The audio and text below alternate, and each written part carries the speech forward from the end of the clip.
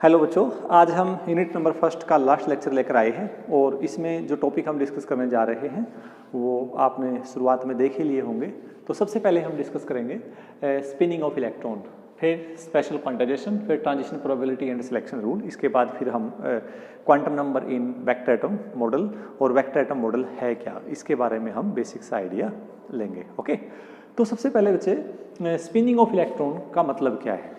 देखिए, बहुत सारे जब हाइड्रोजन एटम के स्पेक्ट्रा को स्टडी किया गया तो बोहर समरफील्ड मॉडल और बोहर मॉडल हाइड्रोजन स्पेक्ट्रा को तो उन्होंने एक्सप्लेन कर दिया, लेकिन जो फाइन स्ट्रक्चर था, फाइन स्पेक्ट्रा जो था, जो फाइन और एनर्जी लेवल्स उसमें ऑब्जर्व हुए और जो एनर्जी लेवल जब मैग्नेटिक फील्ड में अगर हम उसको रख दें और उस एनर्जी लेवल में भी स्प्लिटिंग नजर आई तो उस स्प्लिटिंग ऑफ एनर्जी लेवल जिसको हम अनोमलस जीवन इफेक्ट कहते हैं और फाइन स्पेक्ट्रा जो है वो एक्सप्लेन नहीं हो पाए। कुछ हद तक एक्सप्लेन कर दिए थे लेकिन मल्टी इलेक्ट्रॉन एटम्स के लिए वो एक्सप्लेन नहीं हो पाया था। तो इसको कवर करते हुए इस बात को कि इसको हम किस प्रकार से किसको सोल्व किया जा सकता है, तो उसके बेसिस पे ही एक कंसेप्ट आया स्पिनिंग ऑफ इलेक्ट्रॉन कि जैसे अर्थ सन के चारों ओर घूम रही है तो घूमते घूमते क्या है वो अपनी एक्सिस के अबाउट भी ऐसे ऐसे स्पिन कर रही है। तो ऐसे ही इलेक्ट्रॉन के पास भी कहा गया कि अपनी एक स्पिन होगी कि जब वो इलेक्ट्रॉन न्यूक्लियस के चारों ओर घूम रहा है तो अपने एक्सिस के अबाउट भी वो स्पिनिंग कर रहा होगा, उसको हम स्पिन मोशन कहेंगे। और जो वो एक इलेक्ट्रॉन की इंट्रिंसिक प्रॉपर्टी होगी, ठीक है ना, वो क्या होगी, वो इंट्रिंसिक प्रॉपर्टी है, कैरी किए हुए, ऑलरेडी कैरी किए हुए वो इलेक्ट्रॉन, तो उसका जो स्पिन उसको हम क्या कहेंगे, स्पिन कहेंगे। तो स्पिन एंगुलर मोमेंटम अगर हम फाइंड आउट करें तो स्पिन एंगुलर मोमेंटम का फॉर्मूला ये है बच्चों, s into S plus 1 into H cut. इसको बार बार लिखने के बजाय हम एस स्टार लिख देंगे और एच कट आप ऐसे लिख सकते हो जिसको h अपॉन 2 पाई लिखते हैं। ये angular momentum, spin angular momentum निकालने का फॉर्मूला है। जैसे अगर आप एग्जांपल लेके चलें, अगर मैं इसकी वैल्यू 1/2 कर देता हूँ सिंगल वैलेंस इलेक्ट्रॉन के लिए, तो इसकी वैल्यू अगर 1/2 पुट करेंगे तो यहाँ से √3/2 जो हमारा वो एच कट जो है स्पिन एंगुलर मोमेंटम आएगा। इसी के बेसिस पे स्पिन मैग्नेटिक मोमेंट हम इलेक्ट्रॉन के निकाल सकते हैं, जैसे बोहर मैग्नेटॉन का केस किया था तो उसी के बेसिस पे हम ये भी निकाल सकते हैं। स्पिन मैग्नेटिक मोमेंट जो आएगी वो आएगी twice of E/2m into S. S is the spin angular momentum और E क्या है बच्चों, charge on electron, M is the mass on electron. ठीक है, तो आमतौर पर ये जो है ये ऑर्बिटल एंगुलर मोमेंटम जो है वो फैक्टर हमने जो निकाला था, ये जो फैक्टर आता है वहाँ से डबल आता है। ये आगे नेक्स्ट चैप्टर में हम इसको अच्छे से डिस्कस करेंगे। तो जो स्पिन इलेक्ट्रॉन की स्पिनिंग है, इस कंसेप्ट के आने के बाद हम एटम के अंदर के साथ देखो क्या क्या एक्सप्लेन कर सकते हैं। हम डबल एटम स्ट्रक्चर को एक्सप्लेन कर सकते हैं, ठीक है, किसका, अल्कली मेटल्स का, और एनोमलस जीवन इफेक्ट को एक्सप्लेन कर सकते हैं, और साथ में जो अदर एटॉमिक इफेक्ट्स हैं वो भी हम स्पिनिंग ऑफ इलेक्ट्रॉन के कॉन्सेप्ट के बेस पे एक्सप्लेन कर सकते हैं। जब एक इलेक्ट्रॉन स्पिन कर रहा है, स्पिनिंग, और जब उसके ऊपर कोई मैग्नेटिक फील्ड अप्लाई की जाए तो उस मैग्नेटिक फील्ड के अप्लाई करने से उसका स्पिन मैग्नेटिक मोमेंट भी क्या करेगा, उसकी मैग्नेटिक फील्ड के चारों ओर प्रोसेस करना शुरू कर देगा। ठीक है, तो जैसे मान लिया हमने लिया ms की वैल्यू हमने ले ली बच्चों 1/2 ले ली। देखो s की वैल्यू अगर 1/2 है तो पॉसिबल वैल्यू ऑफ ms कितने आएंगे हमारे पास, 2 वैल्यू आएंगी, 1/2 एंड -1/2। ठीक है, तो इसके बिहाफ पे यहाँ आएगा, इसका ओरिएंटेशन इसके ऊपर देखेंगे तो हाफ एच कट, और इसका ओरिएंटेशन यहाँ देखोगे तो हाफ एच कट। इस प्रकार से ये जो मैग्नेटिक जो मोमेंटम है, जो मैग्नेटिक फील्ड के अलोंग जो स्पिन मोमेंटम आया है अलोंग जेड एक्सिस, उसको लिखने का तरीका ये होगा ms इंटू एच कट, और ms इंटू एच कट की वैल्यू क्या लिख सकते हैं हम, h अपॉन 2 पाई लिख सकते हैं।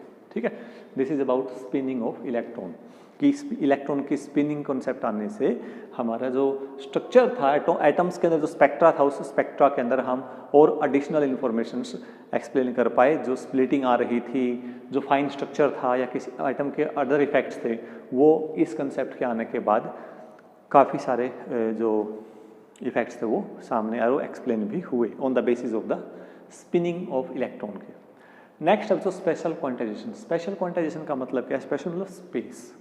क्वांटाइजेशन, स्पेस का मीनिंग क्या है, देखिए कोई इलेक्ट्रॉन जब रिवॉल्व कर रहा है तो उसके पास एंगुलर मोमेंटम है ना। Angular momentum in the sense have its direction, have its magnitude, उसकी डायरेक्शन भी है, उसका मैग्नीट्यूड भी है। देखिए अगर एक इलेक्ट्रॉन ऐसे घूम रहा है इस तरह से, तो उस इलेक्ट्रॉन का ये प्लेन क्या होगा, this is the plane of electron, ये उस इलेक्ट्रॉन का प्लेन होगा ऐसे घूम रहा है। अगर वो इलेक्ट्रॉन ऐसे घूम रहा है तो उस इलेक्ट्रॉन का प्लेन ये हो जाएगा। अगर वो इलेक्ट्रॉन ऐसे घूम रहा है तो प्लेन ऐसे होगा। अगर वो इलेक्ट्रॉन इस तरह से घूम रहा है, ऐसे या इस तरह से घूम रहा है, तो उसका प्लेन ऐसे हो जाएगा। यानी इलेक्ट्रॉन किसी भी प्लेन में रिवॉल्व कर सकता है। ये देखा गया, पहले ये कहा था कि वो किसी भी प्लेन में क्या कर सकता है, रिवॉल्व कर सकता है।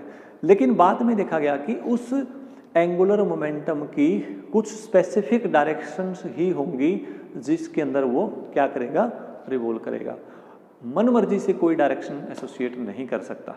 कुछ फिक्स स्पेसिफिक डिस्क्रीट डायरेक्शंस होंगे, जैसे डिस्क्रीट मैग्नीट्यूड हम कहते हैं। एंगुलर मोमेंटम mvr = nh/2π होता है, तो वो उसका मैग्नीट्यूड क्वांटाइज्ड हो गया है nh/2π, यानी h/2π यानी n का इंटीग्रल मल्टीपल होगा।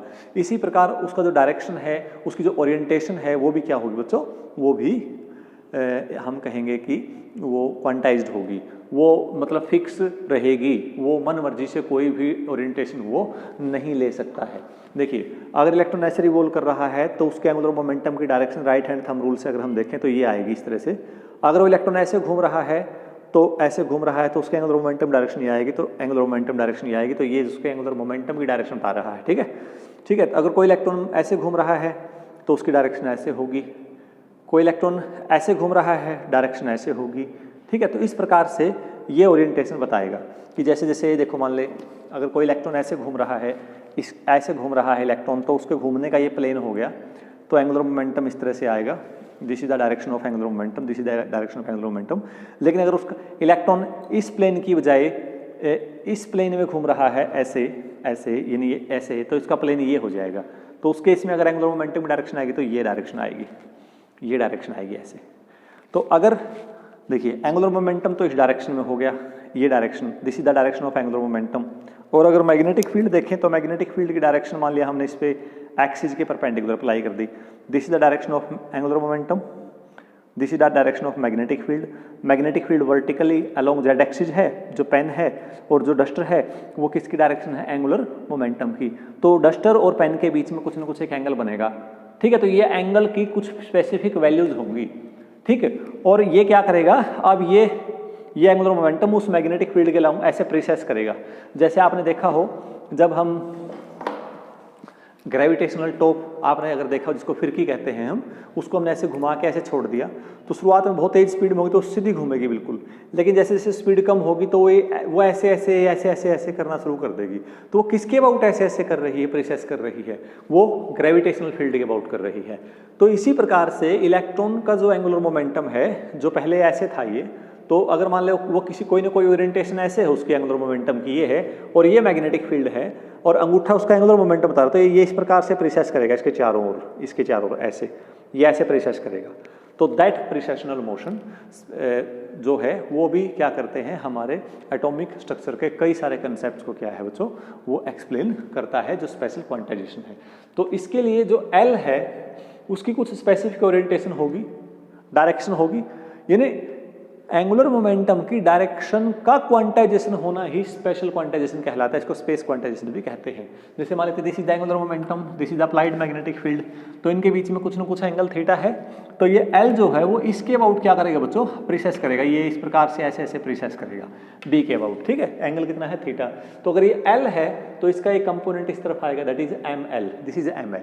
अगर एल की वैल्यू 1 है तो for possible value of L is equal to 1, M L की वैल्यू 1 होगी, 0 होगी, -1 होगी। नहीं, एम एल जो है वो -L से +L या +L से -L तक क्या करेगा, वैल्यू, पॉसिबल वैल्यूज होंगी उसकी। और एम एल क्या है, कंपोनेंट ऑफ एल भी आप कह सकते हो, जो मैग्नेटिक मोमेंट के अलोंग आया है, जिसको आप एल कोस थीटा भी कह सकते हो। ठीक है, तो ये वैल्यू क्या आएगी बच्चों, यहाँ से अगर देखें तो इसका ओरिएंटेशन देखो, जैसे मान लो L is equal to 0, L is equal to -1, L is equal to, देखो एल इज इक्वल टू 1 के लिए है, ये जो दिखाया है हमने, एल इज इक्वल टू 1 के लिए दिखाया है।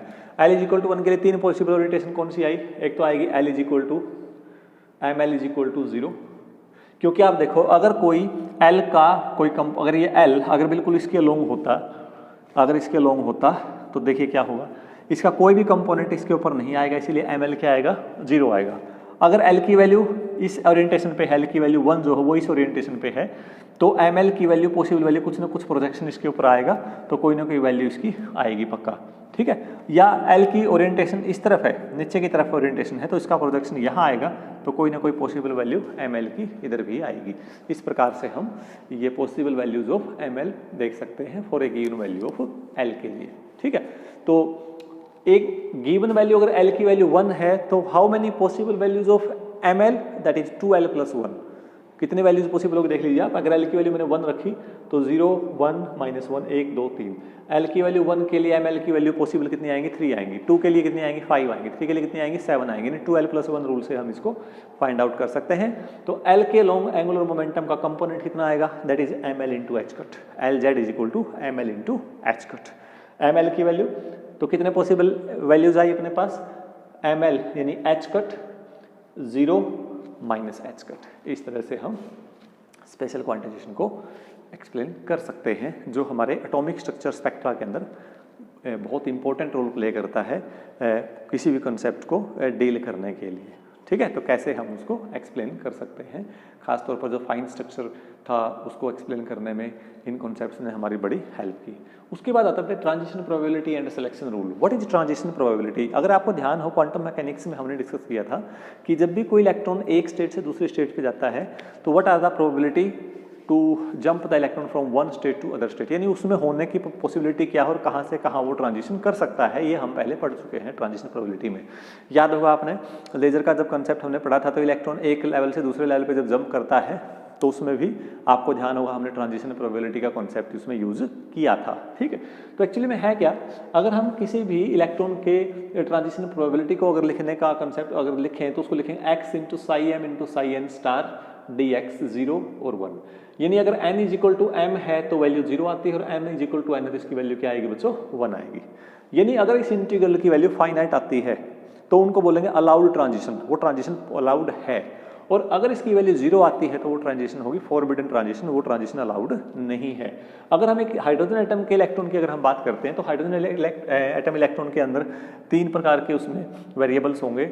एक उसका प्रिंसिपल क्वांटम नंबर होगा, एक उसमें L होगा, एंगुलर मोमेंटम होगा, एक ml होगा। ठीक है, तो अगर मान लें एक wave function having n, l and ml then goes to the another state that is n dash l dash ml dash and psi star अगर हम लिखें और इसका इंटीग्रेशन 0 नहीं आ रहा है, इसका मतलब ये ट्रांजिशन अलाउड है। वो ट्रांजिशन अलाउड है या नहीं है वो इस बात पे डिपेंड करेगी कि इनमें से वैल्यू पॉसिबल वैल्यूज कौन कौन सी है। इसी को ध्यान में रखते हुए ही रूल्स सेटअप हुए जो ये डिसाइड करेंगे कि कौन सी ट्रांजिशन पॉसिबल है कौन सी नहीं है, उसी का नाम दिया गया सिलेक्शन रूल। तो फिलहाल इस चैप्टर में, फर्स्ट चैप्टर में केवल 2 ही सिलेक्शन रूल का हम जिक्र करेंगे, क्योंकि जैसे नेक्स्ट चैप्टर में जाएंगे तो सिलेक्शन रूल बढ़ते जाएंगे, क्योंकि हम सिंगल इलेक्ट्रॉन एटम की अगर हम बात कर रहे हैं तो सिंपल केस बनेगा बच्चों यहाँ पर। तो सिंगल इलेक्ट्रॉन एटम में क्या होगा, delta L will be +-1, ml will be 0 +-1। ये सिलेक्शन रूल पॉसिबल है, यानी तभी इलेक्ट्रॉन ट्रांजिशन टेक्स पॉसिबल होगा अगर डेल्टा एल में +- का चेंज आएगा। यानी मान लेते हैं इलेक्ट्रॉन पहले एस ऑर्बिटल में था, एस में था, ठीक है, वो जंप कर जाता है पी में, तो एस से पी में जंप करने पर एल की वैल्यू 0 से 1 चेंज होगी, यानी डेल्टा एल कितना आ गया बच्चों, 1 आ गया। या कोई इलेक्ट्रॉन डी ऑर्बिटल में था और वो ट्रांजिशन करके पी में आ गया, तो डी में एल की वैल्यू 2 होगी, पी में एल की वैल्यू 1 होगी, तो उसमें जो चेंज आएगा वो कितना आएगा, वो -1 का आएगा। इसी प्रकार ml, देखिए अगर l की वैल्यू हमारे पास कुछ भी वैल्यू दे रखी है तो उसके पॉसिबल वैल्यू ऑफ ml कितने होंगे। जैसे मान लिया हम बात करें इसमें, या अगर हम फर्स्ट केस करके देखें तो जैसे हमारे पास l की वैल्यू हमें गिवन वैल्यू बच्चों 2 दे दी और एक l की वैल्यू दे रखी है बच्चों 1, यानी delta l will be +-1 possible है और +1 आएगी। मान लिए अगर यहाँ से यहाँ जंप करता है तो डेल्टा l की वैल्यू +1 आएगी, अलाउड हो गया, सिलेक्शन रूल सेट हो गया। सेकंड क्या है, delta ml = 0 +-1, ml delta ml की वैल्यू 0 +-1, ये कैसे होगा। अब देखो अगर हमारे इसके ml देखो कितने आएंगे, इसके ml आएंगे बच्चों -2 -1 0 1 2, और l की वैल्यू यहाँ है तो इसके ml जो आएंगे, इसके ml आएंगे -1 0 1। तो आप देख सकते हो यहाँ पर अगर आप ट्रांजिशन कहाँ से कहाँ होगी, -2 से -1 होगी, बिल्कुल है, क्योंकि इसकी +1 आएगी ट्रांजिशन। -2 से 0 अलाउड नहीं होगी क्योंकि इसका जो डेल्टा ml है वो 2 आएगा, लेकिन यहाँ कंडीशन में क्या कहता है, 0 या +-1 आना चाहिए। -2 से 1 भी नहीं होगी क्योंकि यहाँ 3 आ जाएगा। -1 से 1 होगी, बिल्कुल होगी, 0 हो जाएगा, अलाउड है। -1 से 0 होगी अलाउड है, -1 से 1 होगी नहीं, नॉट अलाउड, ये नहीं आएगी। 0 से 1 अलाउड है, 0 से 0 अलाउड है, 0 से 1 अलाउड है। 2 से -1 अलाउड नहीं है, 2 से 0 अलाउड नहीं है, 2 से 1 अलाउड है। इस टाइप से हम सारे के सारे केसेस यहाँ देख सकते हैं। So this is about your selection rule. ठीक है, अब हम नेक्स्ट बात करते हैं बच्चों कि क्वांटम नंबर क्या होगा, व्हाट इज क्वांटम नंबर, और एक वेक्टर एटम मॉडल के लिए क्वांटम नंबर को हम किस प्रकार से एटम मॉडल अगर की कंसीडर करें तो उसके लिए हम क्वांटम नंबर को कैसे एक्सप्लेन कर सकते हैं। ओके, इस यूनिट का लास्ट टॉपिक हम डिस्कस करने जा रहे हैं, that is vector atom model. देखो बच्चों, वेक्टर एटम मॉडल का कंसेप्ट क्यों आया, क्योंकि बहुत सारे ऐसी जो ऑब्जर्वेशंस थी जो स्पेक्ट्रा में देखी गई, जो ना तो क्वांटम जो आपका बोहर समरफील्ड मॉडल एक्सप्लेन कर पाया, ठीक है, ना ही वो जो हमने स्पिनिंग लिया या उसके बेसिस पे ही हम एक्सप्लेन कर पाए। तो वो वेक्टर एटम मॉडल ने बहुत अच्छे से एक्सप्लेन किया। लेकिन वेक्टर एटम मॉडल जो है वो सेमी क्लासिकल मॉडल है, यानी ना तो कम्प्लीटली क्लासिकल और ना ही कम्प्लीटली क्वांटम मैकेनिकल है, क्योंकि जो L S orbital quantum number, spin quantum number, ये हमने क्लासिकली ट्रीट किए हुए हैं, लेकिन जो उनकी वैल्यूज आई वो क्वांटम मैकेनिकली, जैसे ये वैल्यू मैग्नीट्यूड जो निकाला है क्वांटम मैकेनिकली एक्सप्लेन किया गया है, हमने डायरेक्ट यहाँ पर रिजल्ट यूज़ किए हैं, ये क्वांटम मैकेनिक्स के बेसिस पे ही फाइंड आउट किए गए हैं। ठीक है, ये भी क्वांटम मैकेनिकली फाइंड आउट किया गया है, इसीलिए इसको हम सेमी क्लासिकल मॉडल बोलते हैं। ये जो मॉडल है इसने most of the complex spectras जो थे उनको बहुत अच्छे से एक्सप्लेन किया, even quantitative as well as qualitatively. Quantitative का मतलब क्या है, क्वांटिटेटिव का मतलब ये है कि जो नंबर ऑफ सीरीज जो है, जो स्पेक्ट्रल लाइन्स है वो कितनी आ रही हैं क्वांटिटेटिव, और साथ में मतलब वो इंटेंसिटी क्या है उनकी, ज़्यादा इंटेंसिटी या कम इंटेंसिटी, पूरा का पूरा अच्छे से इन्होंने एक्सप्लेन किया। तो ये वेक्टर एटम मॉडल क्या कहता है, ये according to that model if we consider L and S as vector and when these vectors are lying on the two sides of a triangle by taking magnitude equal to the length of there, जो length है हमने जो triangle की sides की length ली है वो उनके magnitude के बराबर ली। ठीक है, उसके बाद जो रिजल्टेंट आएगा, final resultant, that will be equal to J, this is called total angular momentum J, that is the vector sum of L and S, and the possible values of J R will be L plus 2 to L minus 2, यानी यहाँ से यहाँ तक possible values कुछ भी होती है, orientation पे डिपेंड करता है कि किस ओरिएंटेशन पे वो है। ठीक है, तो ये वैल्यूज आ सकती हैं।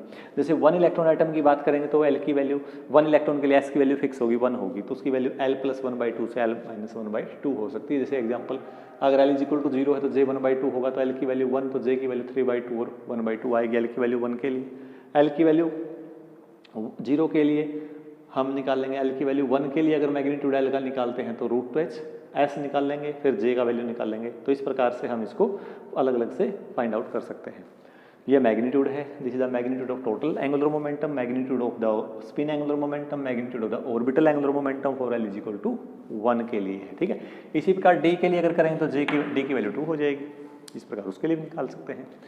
अब देखिए होगा क्या कि जैसे ये दिखा रखा है, ये L है, ये L है, ठीक है, और ये हमारा ये S है, ये S है, और ये B है, ये टोटल मैग्नेटिक फील्ड है, ये मैंने B मैग्नेटिक फील्ड भी अप्लाई किया हुआ है। ठीक है, ये B है। तो जो ये L है और ये S है, इन दोनों को अगर आप वेक्टर सम करें, यहाँ पर देखो इनका वेक्टर लें, पैरेललोग्राम ला लगाएं या ट्रायंगल ला लगाएं, तो ये जो आएगा इनका रिजल्टेंट इस तरफ आएगा बच्चों, this resultant is J, this is the total angular momentum J, और ये एंगुलर मोमेंटम इस मैग्नेटिक फील्ड के अबाउट प्रीसेस करेगा, ये इसके अबाउट प्रीसेस करेगा, तो ये इस प्रकार से प्रीसेस करेगा around the magnetic field like this, ऐसे ये ऐसे प्रीसेस करेगा। ये जो S है ये J के अबाउट प्रीसेस करेगा, वो डिपेंड करेगा, ये आगे सेकंड यूनिट में हम पढ़ेंगे कि किस प्रकार से कैसे डिपेंड करेगा कि प्रीसेशन किस तरफ होगी, और ये L भी इसी के अबाउट प्रीसेस करेगा, तो इस L को भी हम ऐसे ले सकते हैं, ये L आ जाएगा। तो L J के अबाउट प्रीसेस कर रहा है, S J के अबाउट प्रीसेस कर रहा है, इसको स्पिन ऑर्बिट इंटरेक्शन बोलते हैं हम। इलेक्ट्रॉन जो ऑर्बिटल मोशन और स्पिन मोशन की वजह से जो मैग्नेटिक मोमेंट बना है वो आपस में इंटरेक्ट करता है मैग्नेटिक फील्ड, तो उससे एक नया हमें कोई टर्म मिलता है। तो और टोटल J क्या है वो B के अबाउट प्रीसेस करता है। इस तरह से हम इसको दिखा सकते हैं। अब इस पूरे कॉन्सेप्ट के बाद हम ने एक सेट तैयार किया टोटल जो क्वांटम नंबर्स हैं वेक्टर एटम मॉडल के बेसिस पे क्वांटम नंबर्स को हम किस प्रकार से लिख सकते हैं, कितने क्वांटम नंबर्स हैं। बेसिकली शुरुआत में 4 ही क्वांटम नंबर एक्सप्लेन किए गए थे, principal quantum number, orbital quantum number, spin quantum number and magnetic quantum number, orbital quantum number, ठीक है। ये बाद में आएंगे बल्कि जो है ना। तो सबसे पहले क्या है बच्चों, principal quantum number. Principal quantum number को हम n से लिखते हैं। ये किसी भी ऑर्बिटल की एनर्जी और उसके साइज के बारे में बताता है। n की value 1 2 3 and so on, equal to कहाँ से 1 2 3 4 एंड सो ऑन। तो यहाँ से शेल हम रिप्रेजेंट करते हैं k l m n and so on, in number of shells हम रिप्रेजेंट करते हैं। n इज इक्वल टू 1 के लिए k शेल, 2 के लिए l शेल, 3 के लिए m शेल, 4 के लिए n शेल। तो प्रिंसिपल क्वांटम नंबर की value, possible value 1 2 3 4 and so on, ठीक है। दूसरा पॉइंट ये क्या बताता है, एनर्जी बताता है ऑर्बिटल की। तीसरा पॉइंट उसके साइज को बताता है और साथ में शेल्स की आइडेंटिफिकेशन, जो नोटेशन है, डेजिग्नेशन है, वो 1 2 3 के हिसाब से k l m n ऐसे दिखते हैं, ठीक है। सेकंड है orbital quantum number. Orbital quantum number क्या है, वो किसी ऑर्बिट की शेप के बारे में बताता है और इसकी जो वैल्यू होगी वो वैल्यू कहाँ से कहाँ वेरी करेगी बेटे, 0 to n-1 तक वेरी करेगी। 0 to n-1 यानी n की वैल्यू कितनी दे रखी है, तो l की वैल्यू, जैसे मैंने n की वैल्यू 4 दे दी तो l की वैल्यू क्या आएगी, 0 1 2 3 आएगी, ठीक है। दूसरी बात, जो प्रोबेबिलिटी है फाइंडिंग द इलेक्ट्रॉन वो डिपेंड करती है r⁻⁻2l। l is the orbital quantum number. अगर l की वैल्यू बढ़ेगी तो आपकी probability of finding the electron क्या है, घटेगी। l इज इक्वल टू 0 है तो l इज इक्वल टू 0 के लिए इसकी वैल्यू क्या होगी, 1, यानी मैक्सिमम प्रोबेबिलिटी ऐसे के लिए होगी कि इलेक्ट्रॉन मैक्सिमम पॉसिबिलिटी वहां पर होने के चांसेस हैं, उधर रहेंगे। अदरवाइज जैसे जैसे l की वैल्यू बढ़ेगी उनकी प्रोबेबिलिटी जो है वो घटती जाएगी। और इसका मैग्नीट्यूड है, एंगुलर मोमेंटम का मैग्नीट्यूड है बच्चों, वो इस तरीके से निकालते हैं। ये क्वांटम मैकेनिकली हमने डायरेक्ट रिजल्ट यूज किया है। This is the magnitude of the orbital angular momentum, ठीक है ना। और L जो हमने क्या रिप्रेजेंट किया है, that is the quantum number, orbital quantum number. Similarly spin quantum number, spin quantum number जो है वो हमें फाइन स्ट्रक्चर के बारे में बहुत अच्छे से, मतलब जो एक्सप्लेनेशन नहीं मिल पा रही थी, वो स्पिन क्वांटम नंबर के बेसिस पे हम उसको आसानी से एक्सप्लेन कर सकते हैं। S की वैल्यू 1/2 होती है, तो उसके बेसिस पे हम यहाँ पर इसका spin orbital spin angular momentum की वैल्यू, इसका मैग्नीट्यूड फाइंड आउट कर सकते हैं। ये भी क्या है, क्वांटम मैकेनिकली ही फाइंड आउट किया जाता है। टोटल क्वांटम नंबर क्या होगा, that is L and S का जो कॉम्बिनेशन है, L+1 से L+S से लेकर L-S तक की जो पॉसिबल वैल्यूज हमें मिलेंगी उसको हम कहेंगे टोटल क्वांटम नंबर, जिसको J से रिप्रेजेंट करेंगे और उसका टोटल वैल्यू हम इस तरह से फाइंड आउट कर सकते हैं। उसके बाद मैग्नेटिक ऑर्बिटल क्वांटम नंबर। अब क्या होता है, जो हमारे पास ऑर्बिटल क्वांटम नंबर L था, अब स्पेशल क्वांटाइजेशन ये कहता है बच्चों कि L जो है ना वो स्पेसिफिक ओरिएंटेशंस होंगी, मतलब मनमर्जी की ओरिएंटेशंस नहीं होंगी, ठीक है। तो L जो है वो उसका कितना हिस्सा, जो प्रोजेक्शन है वो मैग्नेटिक फील्ड के लोग, उसका कितना हिस्सा मैग्नेटिक फील्ड के लोग मिल रहा है, the projection of L in the direction of magnetic field, उसको हम कहेंगे मैग्नेटिक ऑर्बिटल क्वांटम नंबर, ठीक है। For a given value of L there are value of ml must be -L2 + L। अगर मान लिया L की वैल्यू 1 है, अगर L की वैल्यू मैंने 1 ले ली तो ml की वैल्यू जो आएंगे बच्चों 1 0 -1, और टोटल वैल्यू कितनी हो गई है 2L + 1, यानी L की वैल्यू मैंने 1 पुट की तो ml की वैल्यू कितनी आएंगी, L की वैल्यू 1 पुट करो 3, तो 3 वैल्यू आएगी 1 2 3 वैल्यू जाएंगी, ठीक है। इस प्रकार से कह सकते हैं इसको। इसी प्रकार मैग्नेटिक स्पिन क्वांटम नंबर, जैसे ये है उसी प्रकार से मैग्नेटिक स्पिन क्वांटम नंबर, जिसकी वैल्यू -1 और 1/2 -1/2 और +1/2 यानी -S2 + S, और S की वैल्यू आपको पता है बच्चों सिंगल इलेक्ट्रॉन के लिए 1/2 होती है, तो उसके लिए -1/2 +1/2 हो जाएगी। और टोटल मैग्नेटिक क्वांटम नंबर क्या है, J का प्रोजेक्शन मैग्नेटिक फील्ड के लोग कितना आ रहा है, -J2 + J, that is equal to 2J + 1। इस प्रकार से इसको फाइंड आउट कर सकते हैं, ओके। तो ये था हमारे पास टोटल जितने हमारे पास क्वांटम नंबर्स हैं और वेक्टर एटम मॉडल के बेसिस पे कैसे एक्सप्लेन करेंगे। इसके बाद टर्म वैल्यू क्या है, व्हाट इज टर्म वैल्यू। देखिए इलेक्ट्रॉन जब किसी एटम में रिवॉल्व कर रहा है, किसी ऑर्बिट के अंदर या किसी भी ऑर्बिटल मोशन जो है उसकी, तो वह कुछ ना कुछ एनर्जी असाइन करेगा। The energy of that atom जो है उस केस में जो होगी बच्चों उसको हम टर्म कहते हैं, जो लेवल है उसका, जो एनर्जी लेवल है, और जो वैल्यू उसके पास होगी that energy value is called term value, जिसको हम वेव नंबर में लिखते हैं। आपको याद होगा E is equal to h nu, that is hc/λ। तो 1/λ यहाँ से अगर हम लिखें तो ये आएगा बच्चों E/hc। तो ये वेव नंबर में है, तो E/hc है, this is called term value, ठीक है। तो ये स्पेसिफिकेशन हम कैसे देंगे? तो टर्म वैल्यू फाइंड आउट करने के लिए हम यहाँ स्पिन ऑर्बिट इंटरेक्शन की बात कर रहे हैं। What is spin orbit interaction? Orbital motion और स्पिन मोशन जो इलेक्ट्रॉन का आपस में इंटरेक्ट करते हैं, उसकी वजह से हमें नया रिजल्ट मिलता है, that is possible value of J can be written as L plus L2 L minus L। अब S की L की वैल्यू अगर 0 है, अगर L की वैल्यू 0 है तो S की वैल्यू आएगी 1/2 और J की वैल्यू कितनी है बच्चों? S की वैल्यू तो 1/2 ही होगी सिंगल इलेक्ट्रॉन के लिए। L 0 है तो J कितना आया? 1/2 आया। L वैल्यू 1 है, S वैल्यू 1/2 है, किसके लिए है ये S P इलेक्ट्रॉन के लिए है, ये किसके लिए है? S इलेक्ट्रॉन के लिए है। उसके लिए 2 वैल्यू आई। L इज इक्वल टू 2 के लिए यानी D है, S 1/2 है तो J की वैल्यू क्या आएगी? 5/2, 3/2 और 1/2। 1/2 तो शायद नहीं आएगी, 5/2 और 3/2 ही आएगी, क्योंकि L plus S to L minus S होगा। L plus S and L minus S, single electron की अगर हम बात कर रहे हैं, L plus L and L minus S, तो उसके लिए 1/2, तो 2 प्लस 1/2, 2 4 प्लस 1 5/2 और 2 माइनस 1/2 3/2, 3/2 इस टाइप से हम लिख सकते हैं। तो ऐसे अगर हम देखें यहाँ पर देखिए, तो अगर जो हमारे पास ये आया है J की वैल्यू हमें पता चल गई, L plus L and L minus L लिखेंगे, L plus and L minus L। Term की बात कर रहे थे, L की वैल्यू 0, S की वैल्यू 1/2 तो J आया बच्चों 1/2, L की वैल्यू 1, S की वैल्यू 1/2, J 3/2 1/2, L की वैल्यू 2, S की वैल्यू 1/2, J आएगा L plus S 2 plus 1/2 and 2 minus 1/2। तो अब हम नोटेशन, टर्म की जो नोटेशन है उसका लिखने का तरीका ये होगा, दिस इज द नोटेशन, ठीक है। ये क्या है? ये रिप्रेजेंटेशन है कि हमारे पास L क्या था। अगर L 0 है तो S लिखेंगे, L 1 है तो P लिखेंगे, L 2 है तो D लिखेंगे।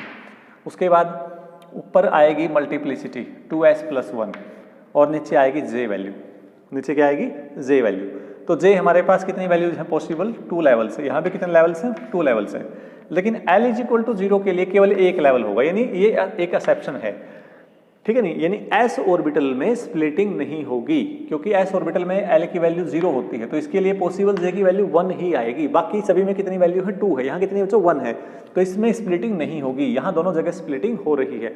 और क्या है बच्चों? ये डबलेट है। कैसा है? डबलेट। डबलेट का मतलब S की वैल्यू कितनी है अपने पास? 1/2 है, तो 2S प्लस 1, S की वैल्यू 1/2 पुट कर दो, प्लस 1, 2 × 2 इज 1, 1 प्लस 1 कितना आ गया बच्चों?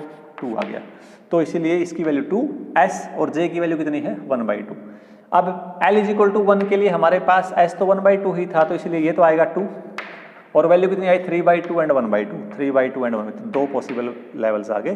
तो D में भी 2, P में भी 2, लेकिन S में क्या होगा बच्चों? 1 होगा, ठीक है। तो ये था हमारा यूनिट नंबर।